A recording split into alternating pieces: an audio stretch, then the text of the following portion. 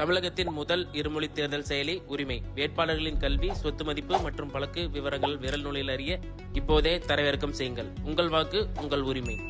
மேற்கு வங்க மாநிலம் பன்கானில் பிரச்சாரம் செய்த பிரதமர் நரேந்திர மோடி முதல் கட்ட வாக்குப்பதிவில் திரிணாமுல் காங்கிரசின் ஆணவம் தகர்ந்தது. இரண்டாம் கட்டத்தில் பாஜகவின் வெற்றி உறுதி என கூறினார். மேற்கு வங்க மாநிலத்தில் முதல் கட்ட தேர்தல் வாக்குப்பதிவு நிறைவடைந்துள்ள நிலையில் இரண்டாம் கட்ட வாக்குப்பதிவு வரும் 29ஆம் தேதி நடைபெற இருக்கிறது. அம்மாநிலத்தில் ஆளும் திரிணாமுல் காங்கிரஸ் மற்றும் எதிர்க்கட்சி பாஜகவுக்கு இடையே நேரடி போட்டி நிலவுகிறது. இந்நிலையில் இன்று அம்மாநிலத்தின் வடக்கு 24 பர்கானாக்களில் உள்ள பன்கான் பகுதியில் பாஜகவின் பிரச்சார கூட்டம் நடைபெற்றது. இதில் பிரதமர் நரேந்திர மோடி பங்கேற்று பிரச்சாரம் மேற்கொண்டார். அப்போது பேசிய பிரதமர், முதல் கட்ட வாக்குப்பதிவில் மேற்கு வங்கம் அற்புதங்களை நிகழ்த்தியுள்ளதாகவும் முதல் கட்டத்திலேயே திரிணாமுல் காங்கிரசின் ஆணவம் தகர்க்கப்பட்டுவிட்டது என்றும் தெரிவித்தார்.